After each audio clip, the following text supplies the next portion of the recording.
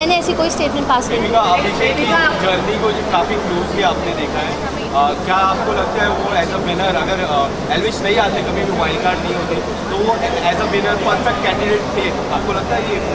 Well अगर आप मुझसे पूछे ऑन अ पर्सनल नोट तो मैंने उसमें एक विनर और लीडर का पोटेंशियल या फिर वो पर्सनालिटी नहीं देखी थी, लेकिन अगर एल्विश एंटर नहीं करता by public support and fan base वो ज़रूर जीतता। आप लोगों ने कहा कि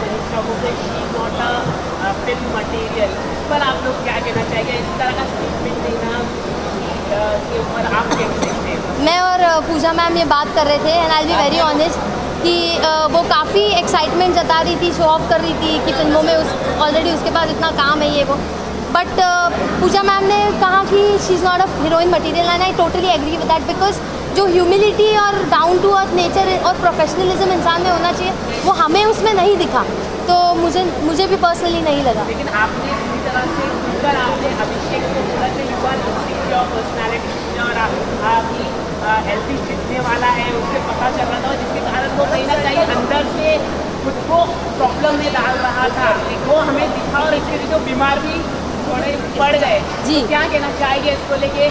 एल्विश को लेके अभिषेक काफ़ी इनसिक्योर पर्सनैलिटी थे, मनीषा भी थी। जी बिल्कुल। आप क्या कहना चाहिए? मैं यही कहना चाहूँगी कि शो की शुरुआत से अभी देखिए मैं फेस रीडर हूँ, इंसान का चेहरा देखती हूँ और समझ जाती हूँ उसके मन में क्या चल रहा है या वो कैसी पर्सनालिटी है। तो अभिषेक में बहुत जुनून है जीतने का और अपना बेस्ट भी दे देता है, कभी कभार अपने मॉरल्स पूरे साइड में कर देता है बट अपने आप को आगे थ्रो करता है और अपने आप को ऑलरेडी एक विनर परसीव करता है। मैं भी अपने आप को ऑलरेडी एक विनर परसीव करके उस घर में गई थी, तो वहाँ मैं उससे बहुत कनेक्ट करती हूँ और उसकी बहुत रिस्पेक्ट करती हूँ। बट जी हाँ, पूजा मैम और मुझ में एक इंट्यूजन है, हम सेंस कर लेते हैं, हम इंसान को जल्दी परख लेते हैं बड़ी आसानी से।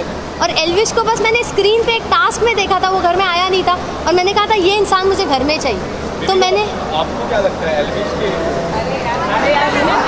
सवाल है कि आपको कई बार सुना है कि आप गलत फेस रीडिंग करते हैं, आपको बोला आपकी बेटी भी ऐसे जाती थी, तो आपका क्या कहना है? देखिए अभी फेस रीडिंग का एक रूल होता है कि आपको सच बोलना है।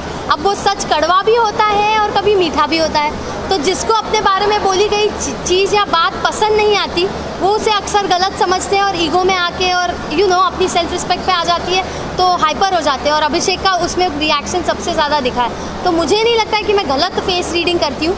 हाँ, एस्टिमेशन मेरे थोड़े इधर उधर हो सकते हैं, वो भी बहुत छोटे मात्रा में, बट गलत तो नहीं कह सकती क्योंकि इवेंचुअली वक्त के साथ ही आपको पता चलेगा। एल्विश में मैंने हमेशा पोटेंशियल देखा था और मैं हमेशा सोचती थी एल्विश जीतेगा कंपेयर टू अभिषेक, तो वो हुआ है।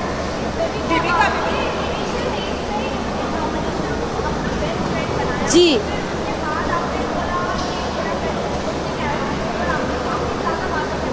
जी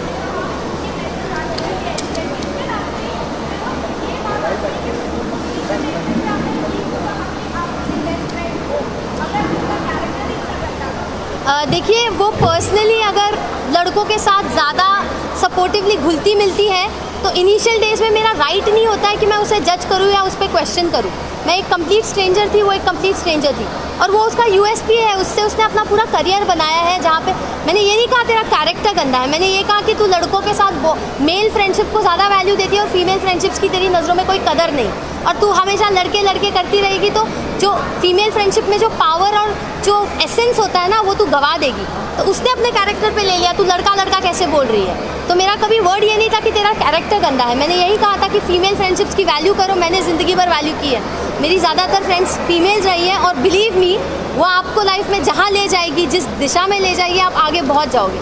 तो वही मैं समझा रही थी। तो इनिशियली जब मैं उससे मिली थी मुझे एक नेक दिल अच्छी लड़की दिखी थी उसमें, बट इवेंचुअली जब उसने मौका परस्त होकर अपनी दोस्ती बदलना शुरू किया और मुझे लिटरली डिस्कार्ड करना शुरू किया, तब मुझे रियलाइज़ हुआ कि उसने अपना गेम शुरू कर दिया है। और